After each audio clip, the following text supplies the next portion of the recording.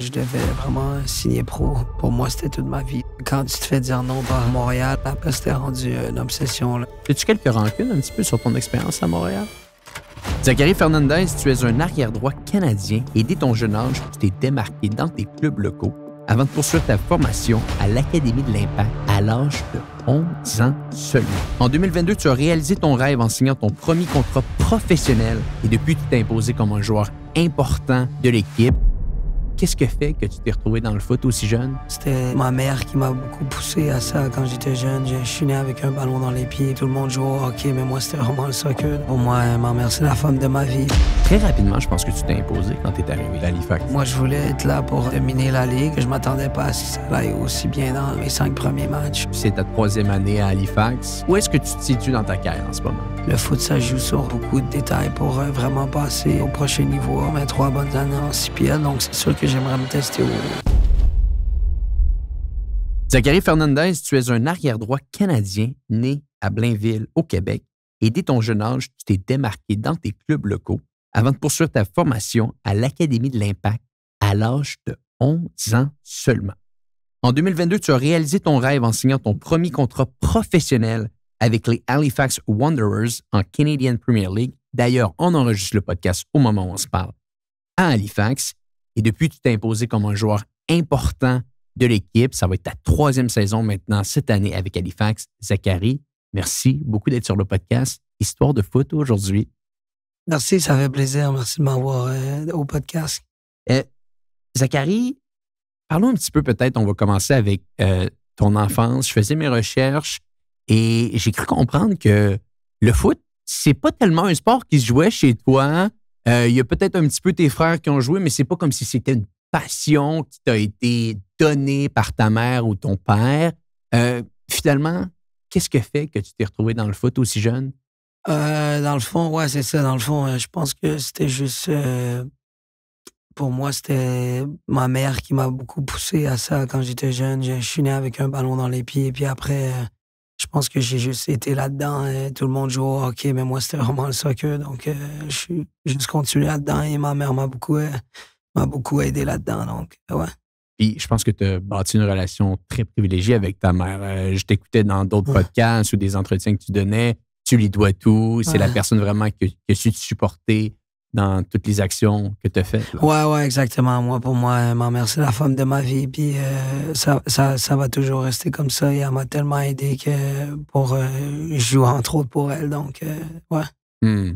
Donc, le foot, tu commences.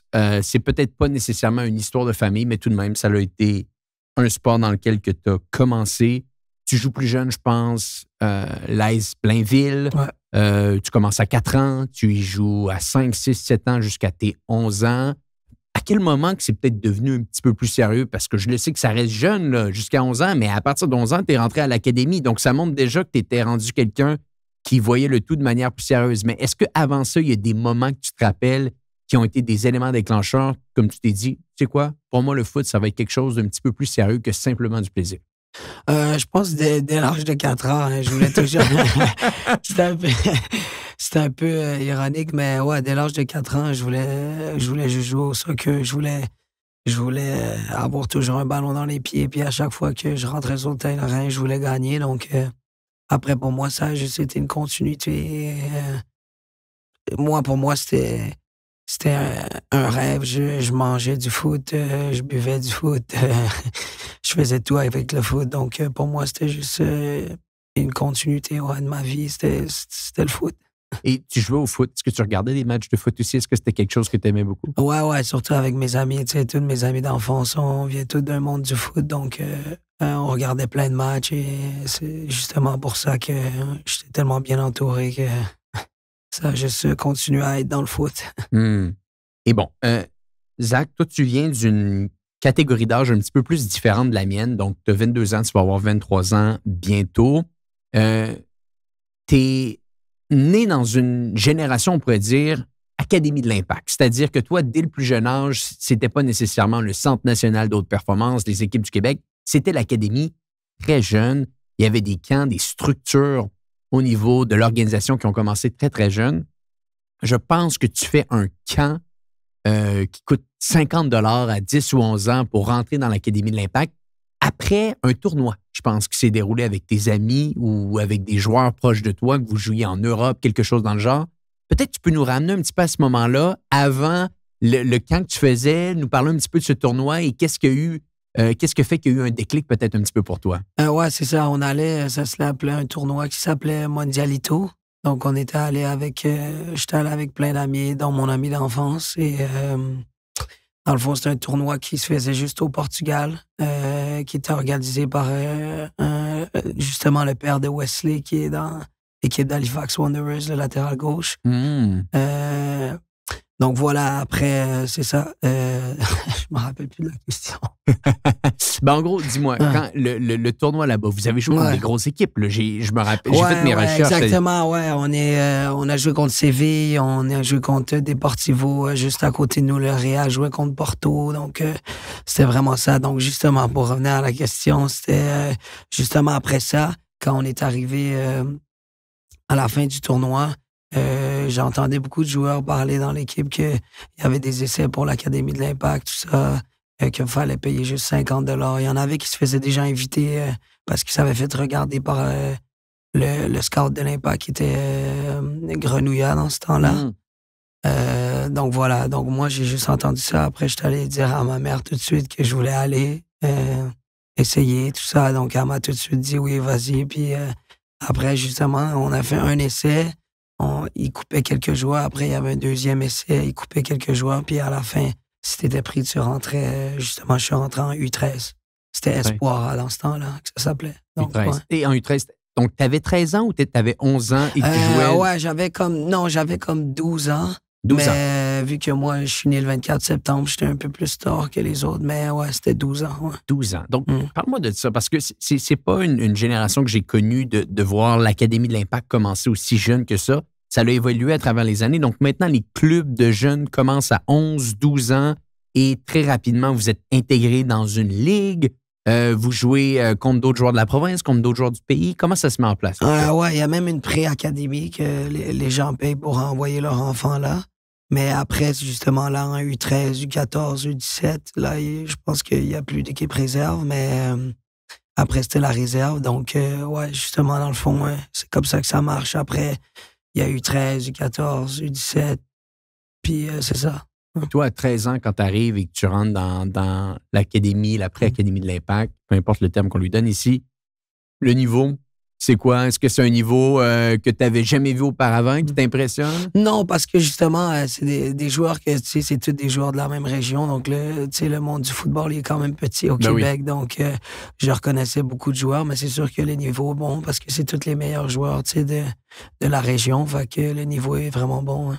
Le niveau est bon. Et bon, comment ça se déroule peut-être un petit peu également avec tout ce qui se déroule dans le coaching? Est-ce qu'on vous met déjà en tête l'idée, la discipline que ça prend pour ultimement devenir un joueur professionnel ou vous êtes encore un petit peu plus jeune? Comment tu as vu l'évolution du coaching qu'on vous a donné à travers le temps? Ouais, c'était vraiment, tu sais, quand tu commences plus jeune, c'est vraiment un coaching plus adapté à apprendre les bases, les règles un peu de la vie du monde de football. Donc, tu sais, amener ta bouteille d'eau, ramener le matériel, déplacer les buts, tout ça, être discipliné. Après, plus tu évolues, plus il commence vraiment à axer sur la performance, de vraiment enchaîner les bonnes répétitions parce que tu dois être un professionnel hors du terrain. Donc, pour eux, c'est acquis qu'à 17 ans, tu es un professionnel hors du terrain. Donc, ils t'apprennent vraiment les choses axées sur la performance. Donc, ouais, c'est vraiment ça, l'évolution, je pense, du coaching. Là, c'est un peu comme dans la vie, avec un enfant ou quelque chose. Donc, c'est ça, ouais. On t'apprend à devenir un joueur, on t'apprend à devenir un homme. Aujourd'hui, Zach, tu es un défenseur latéral droit, mais je crois qu'à l'Académie, on te fait jouer à plusieurs endroits, à plusieurs postes. Tu n'as pas toujours été arrière droit, là. Non, j'ai pas toujours été arrière droit. Justement, j'étais attaquant, moi, au début. Après, j'ai passé en numéro 10 aux sélections régionales avec mon équipe. Et après, tu sais, quand tu rentres à l'Académie, ils voient ton profil, ils connaissent le football, donc ils voient qu'est-ce que tu peux apporter. Après, ils peuvent te mettre dans une position ou l'autre. Donc, ouais, c'est pas mal ça. Donc, je me suis retrouvé latéral. Latéral droit, ouais. À quel âge, à peu près? Vraiment, quand je suis rentré, il m'avait essayé un peu en 6, tout ça, mais avec Serge Dinkota, justement. Mais j'ai vraiment fini par être latéral droit à la fin de la première saison. Donc. Très rapidement, ça a été le poste qu'on t'a donné. OK. Ouais. Et on continue peut-être un petit peu à parler de l'académie. Je trouve que c'est un endroit intéressant, sachant que tu as commencé très, très jeune. J'ai cru comprendre qu'il y a des coachs qui t'ont grandement impacté là-bas. Nicolas Gagnon, Serge Dinkota également, comme tu viens de mentionner. Serge, qu'on a eu son frère récemment sur le podcast. Qu'est-ce que ces coachs-là avaient de différent peut-être des autres? Qu'est-ce qu'ils ont fait qui ont marqué un petit peu ton imaginaire et qui ont peut-être changé considérablement la manière que tu joues au foot? Justement, pour qu'est-ce qui est de Serge Dinkota, qu'est-ce qui m'a vraiment marqué de lui, c'est qu'il était vraiment axé sur les petits détails qui font la différence, pas juste sur le terrain, hors du terrain. Donc, ça m'a vraiment mis un focus de c'est comme ça qu'il faut être pour être au plus haut niveau. Donc, c'est ça qui m'a vraiment permis de voir loin avec lui parce qu'il montrait juste tous les petits détails qui te rendent au prochain niveau.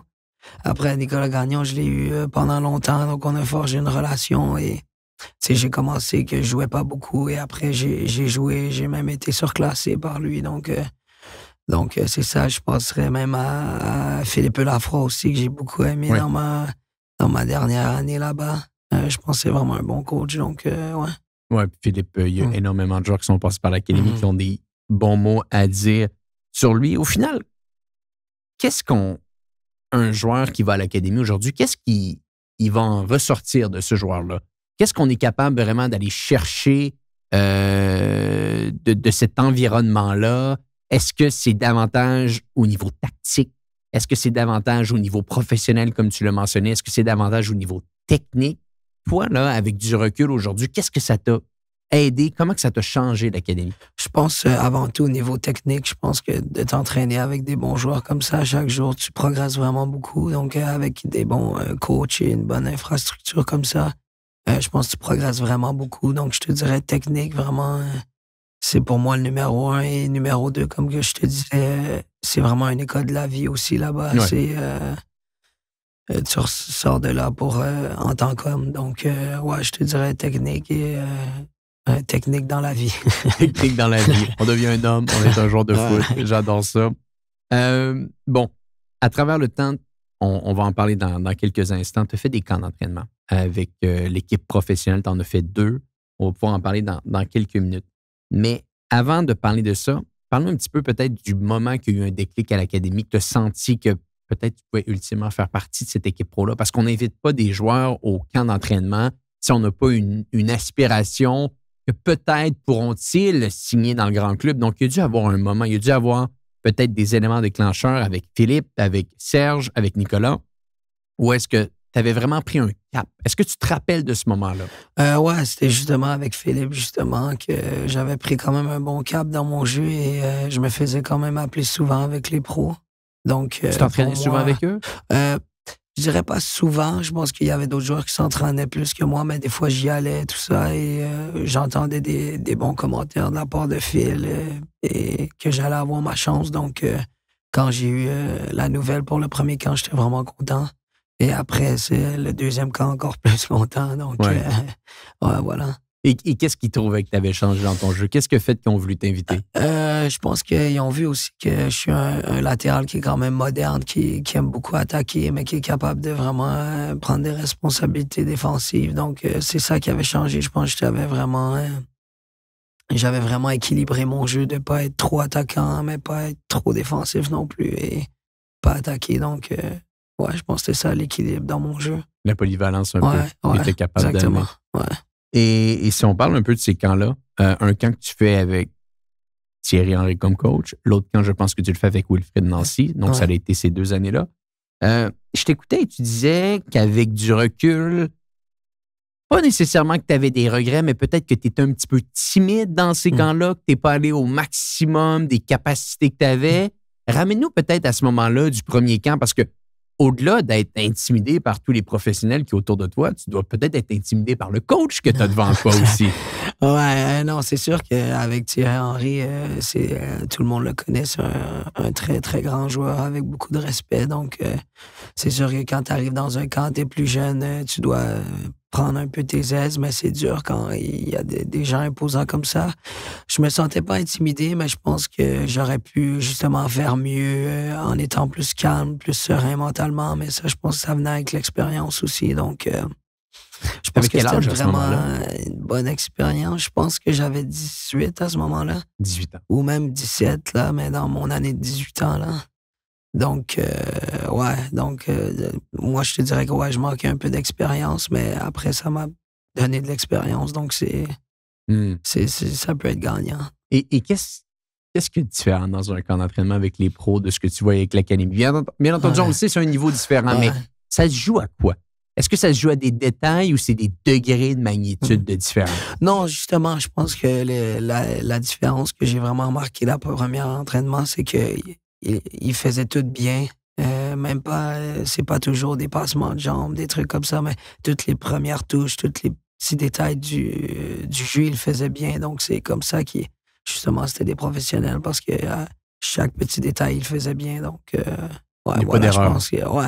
Non, il y a des erreurs, là, comme Pas on peut beaucoup. voir, mais ouais, elles sont minimisées, c'est sûr. Ouais. Et je pense que Henry jouait un petit peu parmi tous les joueurs un peu à ce moment-là. Il y a Samuel Piette qui était venu sur le podcast qui m'avait dit un jour que l'année que Henry les avait coachés, Henry aurait pu être le meilleur joueur de l'équipe à ce moment-là. Est-ce qu'il s'entraînait un petit peu avec vous? Est-ce qu'il y avait encore cette touche-là qui était impressionnante? Ouais, moi je me rappelle, je vais toujours me rappeler, le premier, on a fait des taureaux, dans le fond, c'est que t'as 5 joueurs, puis t'as un Ben oui. joueur au milieu qui chasse un peu, donc, et lui, il s'avait mis au milieu, il mettait des tacles, il avait retroussé ses manches, retroussé ses shorts, il mettait des tacles, donc, ouais, il est vraiment, je pense, il était vraiment à un autre niveau aussi, là, ses touches de balle, là, Hmm, c'est beau à voir, hein. j'imagine. Et Ouais. bon, à la fin de ce camp d'entraînement-là, qu'est-ce que tu dis? Et qu'est-ce que te disent également les coachs? Est-ce qu'on te dit, Zachary, ça ne le fera pas nécessairement cette année en termes de signature, mais il y a des bonnes choses qui se sont déroulées, retourne à l'entraînement. Est-ce qu'au final, c'est peut-être plus négatif? C'est quoi un peu le constat qu'on te donne? Non, on me donne du positif, c'est sûr, mais je pense que aussi ils doivent rester professionnels. Donc, des fois, ils passent par des chemins que, tu sais, des fois, tu te dis, ah ouais, non, c'est pas si pire, mais tu sais, finalement, c'était juste que peut-être tu n'étais pas assez haut niveau. Mais non, c'était du positif. Après, il y a des trucs qui sont arrivés aussi niveau le COVID a frappé. Donc, la situation était plus difficile. Donc, mais j'en sortais vraiment avec des remarques positives. Après, comme je te dis, il y a beaucoup de choses qui doivent venir en compte pour que vraiment tu fasses le saut dans la première équipe. Donc, Qu'est-ce que tu sentais qui te manquait à ce moment-là? comme je te dis, je pense de l'expérience, là, de plus m'affirmer quand tu montes avec les pros et aussi, je pense que moi, je te dirais que l'expérience, c'était vraiment le gros point dans ma tête que j'aurais dû peut-être mieux calculer mes trucs, être plus serein mentalement. Donc, ouais. Mais bon, le deuxième camp, Mm. il y a une saison qui se fait entre ces deux camps-là. Sur quoi tu travailles pendant cette saison-là? Sur quoi tu dis que je dois vraiment améliorer dans la prochaine année? Est-ce que c'est davantage ton jeu derrière? Est-ce que c'est ta première touche? Est-ce que c'est ta manière que tu vas te situer sur les coups de pied arrêtés? Peu importe. Est-ce qu'il y a des trucs particuliers que tu travailles entre les deux camps d'entraînement pour te dire, tu sais quoi, ça l'a peut-être pas fait cette année, mais l'année prochaine, quand j'y retourne avec un esprit de conquérant en ajustant les points qu'on m'a dit d'ajuster et là, peut-être en ayant une manière d'aller me dénicher un contrat, là. Ouais, non, justement, je travaillais aussi avec les coachs de l'académie pour progresser dans mon jeu aussi offensif, mettre des bons ballons, trouver des joueurs dans la surface plus rapidement. Donc, c'est sûr que je travaillais sur beaucoup de choses. Après, dans le deuxième camp, je pense que j'ai été vraiment un peu meilleur, justement, avec l'expérience et tout ça, et que j'avais travaillé. Donc, ouais. Puis Wilfred a dit quoi? Et l'équipe de coach te dit quoi après le deuxième camp? Ouais, qu'il était content de moi, justement. Après, on était quand même beaucoup. On était, je pense, 6 ou 7. Donc, 6 ou 7 arrière droit. Non, 6 ou 7 jeunes joueurs qui montaient avec la première équipe. Donc, Donc voilà, il en ressortait positivement, mais c'est sûr que justement, il y avait 2 arrières droits dans ce temps-là. C'était Zach Broguillard et Clément Baillet, il était encore là. Donc il n'y avait pas de place pour moi à ce moment-là. Donc c'était plus ça, ouais. Mais bon, le camp d'entraînement se termine et dans les mois qui suivent, je pense que ton aventure avec le CF se termine, si je me trompe pas. Ouais, justement, après, j'étais allé avec l'équipe réserve, mais c'était un peu dans une situation qu'on n'était pas trop sûr où on jouait. On n'avait pas vraiment de match. Après, c'était le COVID aussi. Donc, voilà, moi, j'ai juste décidé de justement partir parce que je pense que Tu sentais qu'il n'y avait peut-être pas de futur il y avait avec le plus de CF. futur. Je pense que, autant qu'il y avait des bonnes remarques, je pense que aussi ils voyaient peut-être pas un futur avec moi, donc et c'est correct. Et justement, je voulais changer vite d'environnement. J'avais entendu pour la CPL, donc là, je suis parti à Blainville pour garder la forme. Puis avec mon agent, on a travaillé. Justement, on a fini par jouer contre Halifax. Oui, c'est ça. Puis on va en parler. Mais avant toute chose, j'ai cru comprendre que quand tu retournes à Blainville après ton aventure avec le CF Montréal, tu retournes pour jouer au ballon, mais est-ce que je me trompe en disant que tu as peut-être des secondes pensées sur ta carrière? Est-ce que c'est clair pour toi encore que tu vas être professionnel ou tu commences à avoir des points d'interrogation? Non, pour moi, c'était vraiment clair. Même, j'en parlais aussi avec ma mère que ça aurait pu me stresser de juste retourner à Blainville. Puis après, j'ai peut-être rien. Donc, mais dans ma tête, on dirait que j'allais avoir quelque chose parce que je voulais vraiment passer professionnel. Puis justement, merci Dieu, on a joué contre Halifax et j'ai fait un bon match. Puis après, je pense que c'est vraiment là que ça a décliqué pour moi. Là, mais ouais, c'est sûr que j'arrivais pas à Blainville avec vraiment une sérénité de ah ouais, ma vie est belle et tout ça. Donc, c'est sûr que j'avais des petites secondes passées. Ah, est-ce que c'est vraiment pour moi? Mais voilà, ça a été une bonne fin au final. Un match qui a tout changé. Parlons-en un petit peu. Donc, tu retournes à Blainville, tu es en PLSQ, qui est quand même un niveau intéressant. Tu veux garder la forme. Et là, il y a un match qui se joue en championnat canadien contre le Halifax Wanderers. Comme tu le mentionnes, tu joues un bon match. Parle-nous un petit peu de cet événement-là parce qu'il a été un événement marquant, important dans ta carrière. Parle-nous un petit peu de comment tu abordes le match. Est-ce que tu penses même que tu peux te faire repérer? Je serais curieux de t'entendre sur cet événement. Non, j'aborde le match. Pour vrai, je pensais pas à tout ça. Là, quand je rentre sur le terrain, j'oublie un peu tout. Là, mais c'est sûr qu'au début, j'étais comme ah oui, c'est une bonne opportunité pour me faire voir. Donc, c'est sûr que je l'abordais comme ouais, c'est un gros match pour toi, Zach. Mais au final, quand je rentre sur le terrain, c'est tout est parti avec la foule, tout ça. Vous jouiez à Halifax? Oui, on était à Halifax. Donc, il y a une grosse foule à Halifax. Donc, ça t'impressionne un peu? Ouais, sold out un peu. Ouais, c'était mon premier match vraiment dans une grosse foule avec les fumigènes, tout ça. Donc, pour moi, c'était quand même gros, mais j'ai tendance à bien performer sous la pression. Donc, pour moi, après, ça s'est bien passé. Dieu merci.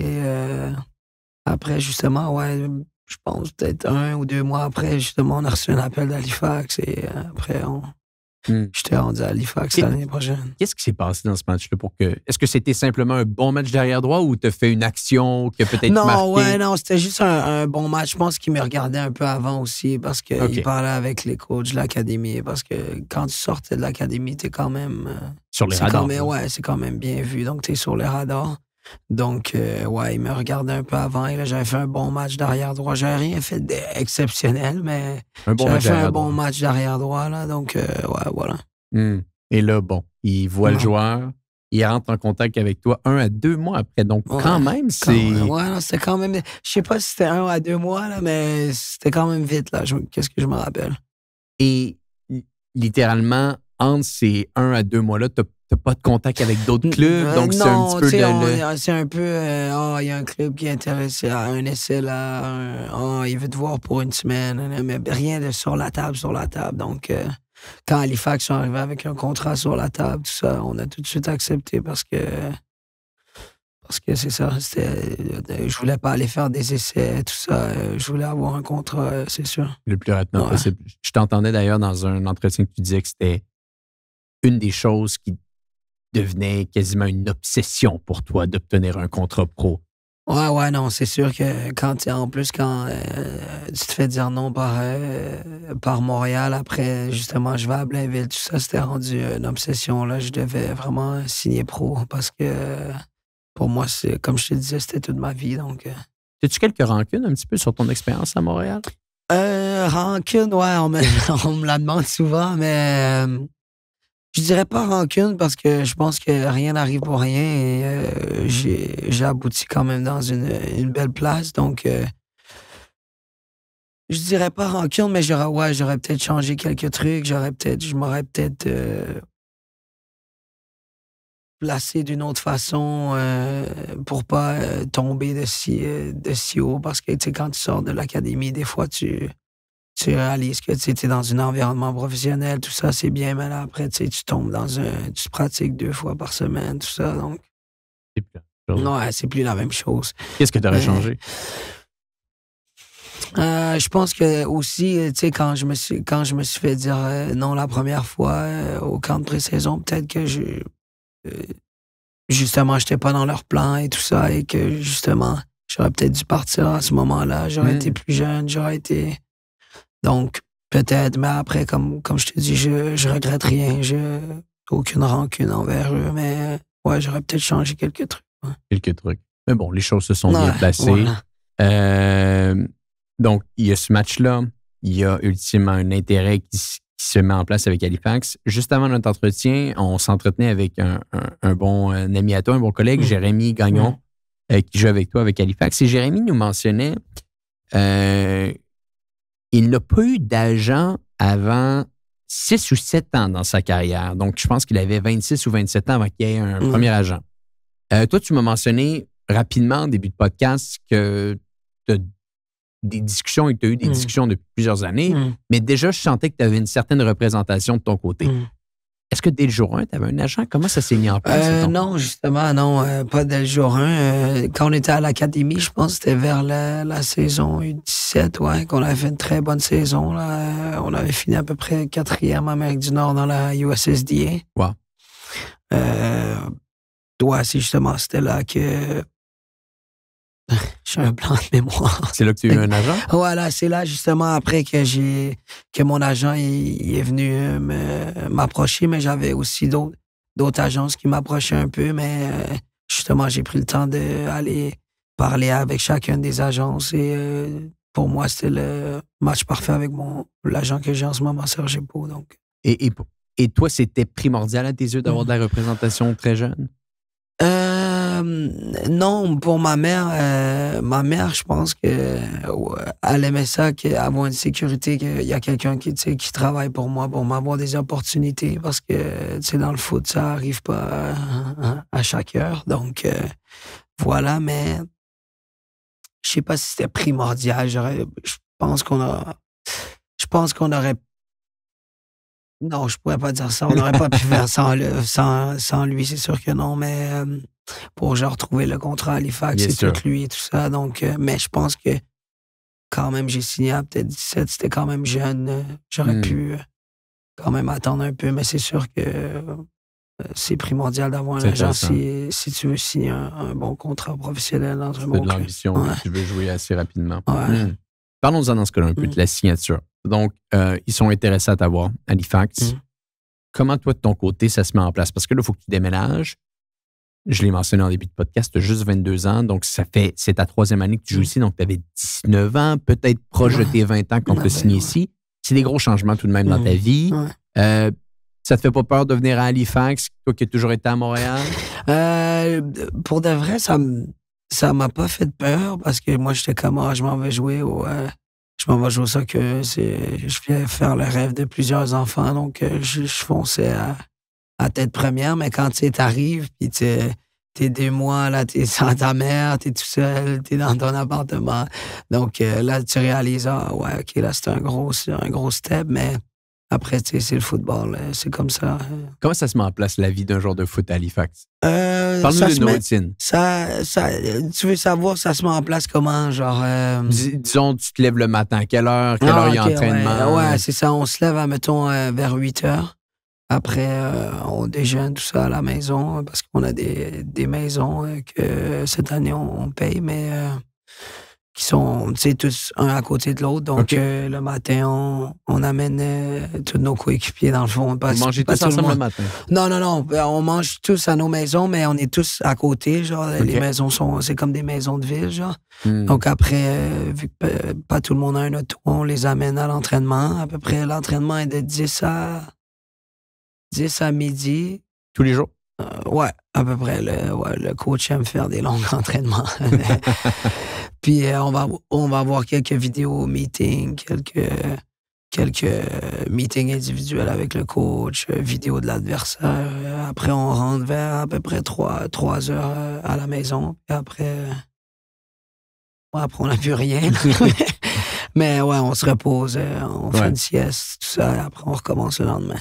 Et toi, de ton côté, est-ce que en dehors des entraînements, il y a beaucoup de gym, il y a beaucoup d'autres types de renforcement, de physio un petit peu qui se met en place? Ouais, on en fait avec l'équipe 2 fois par semaine avant les matchs. Mais ouais, j'essaie toujours. Moi, j'aime bien le sauna. Aller au gym, un peu de sauna, un peu de leg day. Donc, ouais, j'aime bien faire un peu de extra trucs. Et bon, parlons un petit peu de ta saison. Là, tu nous as parlé de la préparation. Je trouve ça intéressant peut-être d'aborder un peu les saisons que tu as jouées avec Halifax. Très rapidement, je pense que tu t'es imposé quand tu es arrivé ici. Effectivement, mon premier match, j'étais dans l'équipe de la semaine. Puis je pense que 2 matchs après, j'avais fait une passe décisive et j'avais attiré un penalty. Donc, ouais, j'avais fait quand même les highlights, mais... C'était au-delà de tes attentes ou tu t'attendais à prendre ta place aussi rapidement? Non, je pense que je m'attendais à... Moi, je voulais être là pour dominer la Ligue, donc je voulais pas juste être un jeune joueur qui vient de la PLSQ, donc je voulais faire ma place, donc... mais c'est sûr que je m'attendais pas à ce que ça aille aussi bien dans mes 5 premiers matchs, mais... Qu'est-ce que les coachs te disent à ce moment-là?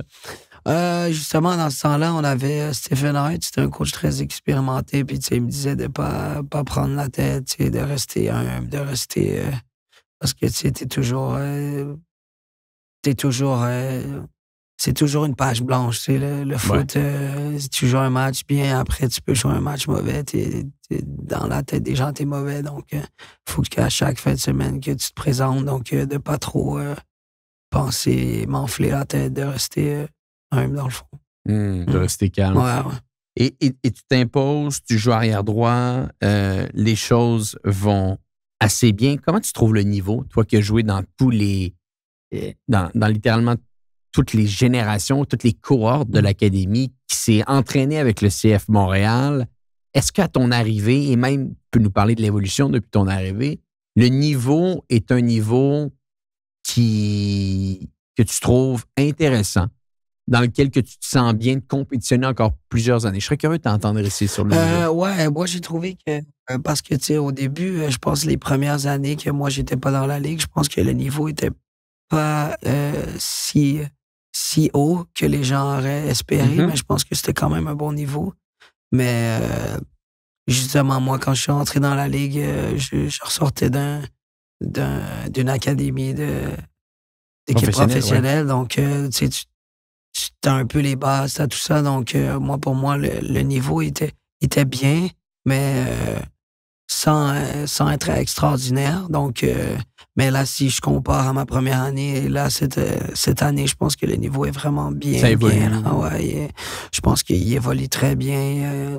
Tous les matchs sont compétitifs. Si tu regardes le tableau, tout le monde compétitionne contre tout le monde. Donc c'est ça que je trouve qui est bien aussi avec la CPL, c'est que tout le monde peut battre tout le monde parce que le niveau, il commence à être très bien.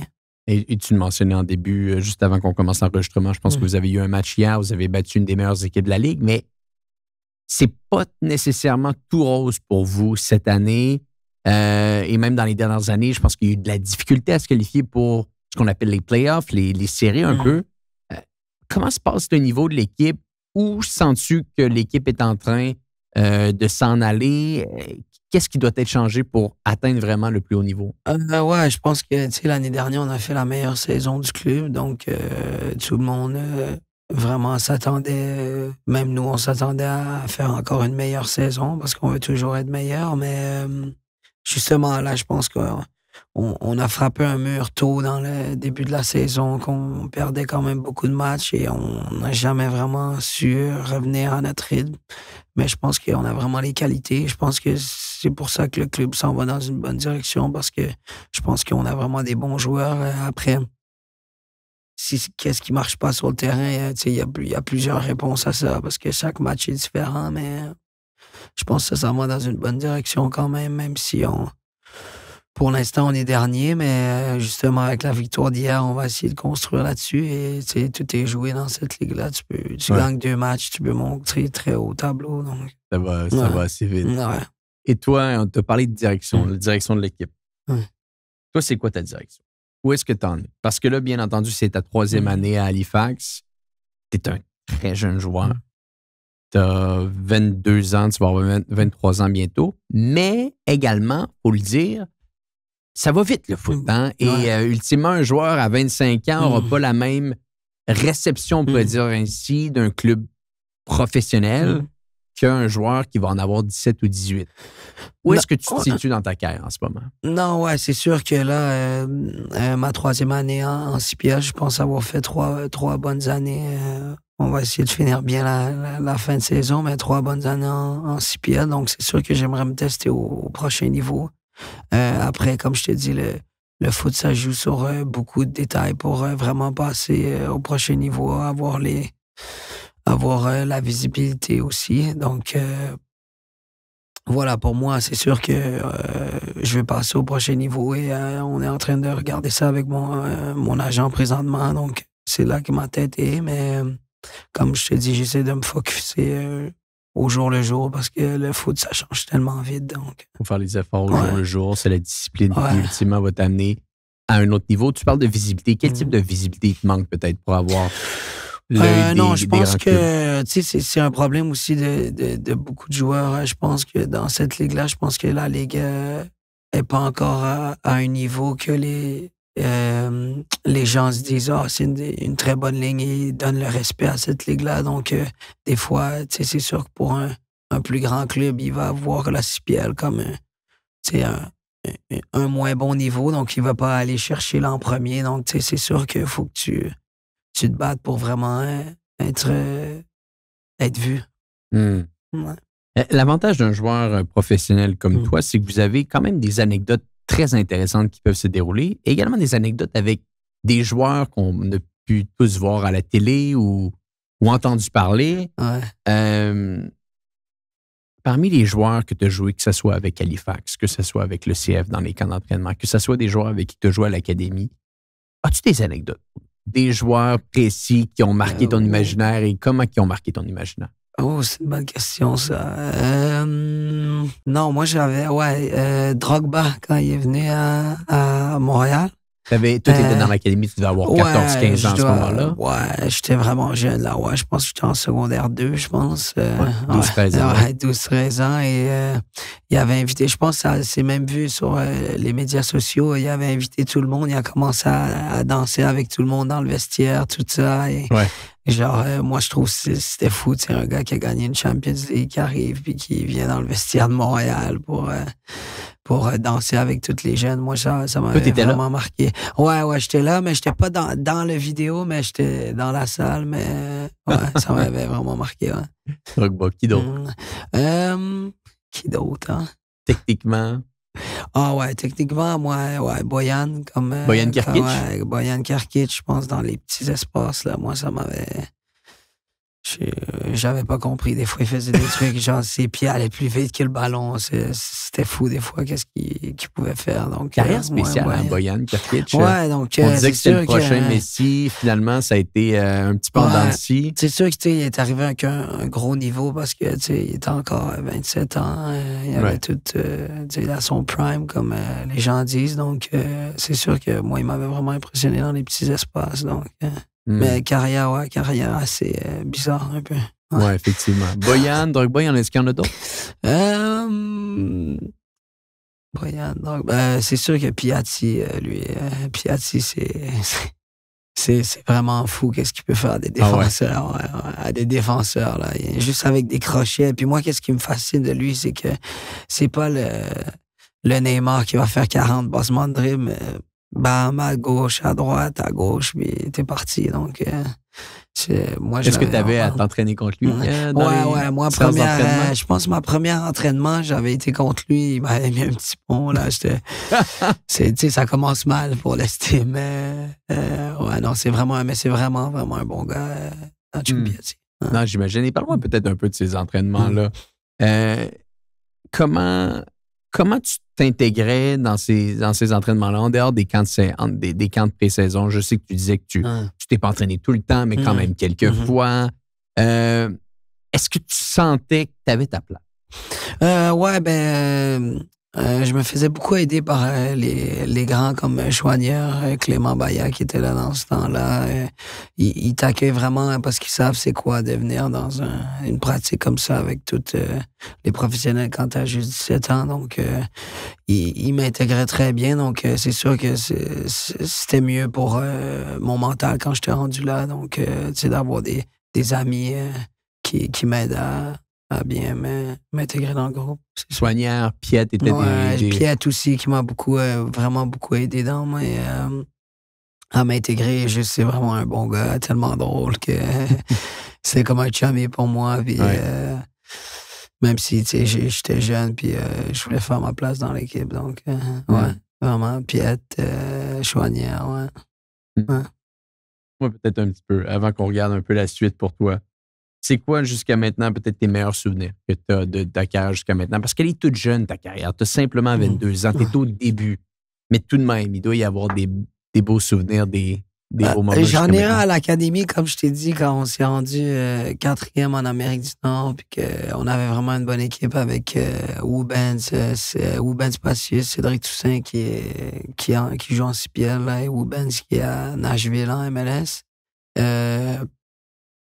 Vraiment, ça, c'était vraiment formidable parce qu'on avait eu vraiment une équipe vraiment talentueuse et on avait vraiment effectué tout sur le terrain bien. Donc, on s'était rendu tellement loin. Ça a créé tellement de souvenirs parce que c'était toujours avec les mêmes gars, même plus que ta famille. Donc, quand tu te rends aussi loin, j'ai trouvé ça très bien. Donc, celle-là, et je te dirais, même mon premier match pro, là, pour moi, ça signifiait quand même beaucoup. Donc, Et je pense que le premier match pro, je t'avais entendu parler que tu avais beaucoup de nervosité. Ouais. T'étais très fébrile. Ouais, très fébrile, mais comme je te dis, quand je rentre sur le terrain, c'est comme si plus rien m'atteint, mais j'ai rentré, mais j'avais des frissons, tout ça. Mais je pense que ça m'a aidé même à bien jouer, être juste. Quand t'es sous pression, des fois, tu fais tout bien. Donc, ça m'avait aidé, je pense. Donc, voilà. C'est un stade qui est assez spécial ici. 6500 personnes, qui est très souvent rempli.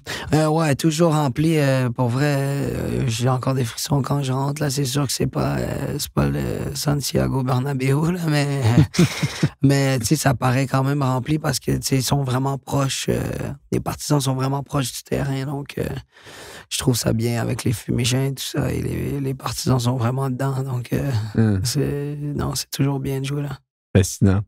Et bon, qu'est-ce qui t'attend pour la suite? Là, il y a la fin de saison qui est face à nous dans les prochaines semaines. Je pense qu'il vous reste à peu près 8 matchs. Donc, pour les gens qui nous écoutent, on enregistre le podcast le 15 septembre 2024. Il risque d'être mis en ligne plus tard cette année, voire début de l'année prochaine. Mais tout de même, si tu as projeté un petit peu pour la suite, est-ce qu'on se voit continuer encore à Halifax? Comment ça se déroule dans les discussions contractuelles? Est-ce qu'on regarde peut-être même pour aller en Europe? Est-ce que ta carrière, tu la vois davantage en Amérique du Nord? Parle-nous un petit peu de la suite. Non, c'est sûr que après 3 ans, j'ai des ambitions de vouloir me tester au prochain niveau. Après, comme je te dis, le football, on peut pas savoir, mais on travaille là-dessus et je dois me concentrer sur ma fin de saison en espérant que je puisse avoir un, un move, comme on dit, au prochain niveau, c'est sûr. Ouais. En Europe, en Amérique? En Europe, ouais, c'est sûr qu'en Europe, ça a toujours été mon rêve, mais je pense que aussi l'Amérique, c'est un bon tremplin, mais c'est sûr que l'Europe, c'est mon target number one, c'est sûr. Je comprends bien. Qui n'a pas rêvé, hein? Qui n'a pas rêvé de jouer en Europe? Bon, peut-être si tu avais à dire aujourd'hui à un jeune qui va nous écouter, tu es encore jeune, je le répète, mais tout de même, qui veut atteindre une carrière professionnelle, que ce soit en CPL, que ce soit en MLS, que ce soit en Europe. Tu as 22 ans aujourd'hui, tu as la chance de te ramener à 12 ans. Qu'est-ce que tu dis aux jeunes de 12 ans qui nous écoutent? Qu'est-ce que tu dis aux Zachary de 12 ans qui nous écoutent aujourd'hui? Des choses qu'il doit faire pour être un meilleur professionnel, pour peut-être être un professionnel plus rapidement. Quels seraient les ajustements, les leçons que tu donnerais? Moi, comme je dis tout le temps, la patience, parce que je sais quand moi j'étais à 12 ans, je voulais être professionnel, ou à 17 ans, quand je me suis fait rejeter du camp de pré-saison, dans le fond. Après, je me disais, c'est la fin pour moi, mais tout ça, mais c'est vraiment d'avoir la patience de voir loin, the bigger picture, pas juste la photo que tu as devant toi, parce que justement, si tu travailles à chaque jour, et tu regardes pas justement qu'est-ce qu'il y a devant toi, tu vas te rendre tellement loin, surtout dans le foot, parce que c'est vraiment pas facile. Donc, vraiment le travail, la patience. Donc, si ça marche pas une fois, recommence. Si tu te fais rejeter par une équipe ou ils te prennent pas, va dans une autre équipe. Il faut vraiment trouver la bonne place. La bonne place pour te faire progresser. Point numéro 1. Point numéro 2, ce serait quoi que tu dirais aux Zachary de 12 ans? Point numéro 2, je dirais d'écouter les conseils. Écouter les conseils des coachs ou des joueurs qui ont joué. Je pense que quand tu joues au plus haut niveau, ça te donne une expérience que à 12 ans, si tu es capable de comprendre ça, je pense que ça peut vraiment t'amener loin. Même, tu sais, ça m'aurait puis peut-être m'aider au camp de pré-saison d'être plus expérimenté, plus serein. Donc, ouais, je dirais ça, je pense. Et point numéro 3. Point numéro 3, OK. Point numéro 3, je dirais, c'est l'humilité, je pense. Humilité de... Tu sais, à 12 ans, c'est sûr que t'as encore rien fait dans ta vie, donc t'as pas la tête enflée, mais je veux dire l'humilité de, tu sais, même si tu fais un bon match, après, il faut que tu recommences le lendemain. Tu peux pas te permettre de juste être sur un nuage parce que le football, ça va tellement vite que tu vas revenir sur terre vite. Donc, qu'est-ce que ça veut dire que le football va tellement vite? Il y a beaucoup de gens qui utilisent cette expression. Je pense que globalement, on est capable de se comprendre sur ce que ça veut dire, mais tu aurais à l'expliquer à quelqu'un qui veut comprendre dans le sens pratico-pratique de la chose, là, au sens propre. Qu'est-ce qu'on veut dire dans le football, ça va vite? Je pense que qu'est-ce qu'on veut dire, c'est que ça peut aller vite dans les deux sens. Ça, c'est la base. Ça peut aller vite positivement et négativement, mais c'est que le football, il y a tellement beaucoup de critères qui entrent en compte que un match, tu peux être là, l'autre match, tu peux être mauvais. Et peut-être que le match que tu étais là, tu t'es pas fait voir, puis le match que tu as été mauvais, tu t'es fait voir. Donc là, tu as perdu ta chance. Donc, tu sais, ça peut aller vite là-dessus comme ça. Donc, c'est pour ça que faut être bon dans les petits détails, rester humble, parce que chaque match, tu dois être le meilleur que tu peux. Donc, je dirais que c'est... Ouais, je pense que c'est ça le monde qui veut dire que ça va vite. Et aussi, ça peut aller vite dans l'autre sens. On voit des gars comme Ismaël Koné ou Moïse Bambito. Ça, c'est aller vite. Donc, donc voilà. Donc, une belle opportunité qui se présente. Tu l'as saisie. Tu fais un club, un après l'autre. Puis tu te retrouves avec l'Olympique de Marseille. Voilà. Ben, tu sais, ils ont travaillé fort, ces gars-là, c'est sûr. Mais tu sais, comme je te dis, c'est allé vite. Leur vie a changé en 2-3 ans. Donc, exact. Ils étaient des joueurs de l'Impact il y a quelques années de ça. Incroyable. Zachary, si on veut te suivre un peu plus, on va en apprendre plus sur toi, autre que venir vous voir au très beau stade à Halifax, meilleur endroit pour te rejoindre, meilleur endroit pour te suivre? Je te dirais Instagram. Ouais? Je dirais Instagram, ouais. Instagram, on mettra un lien dans les notes de l'épisode. On va te souhaiter une belle fin de saison, une belle suite pour ce que tu as à faire, parce que je pense que tu as encore énormément d'ambition et énormément de choses que tu vas atteindre. Donc, on va suivre ça de près. Zachary Fernandez, merci beaucoup d'avoir été sur le podcast Histoire de foot aujourd'hui. Merci, j'apprécie beaucoup.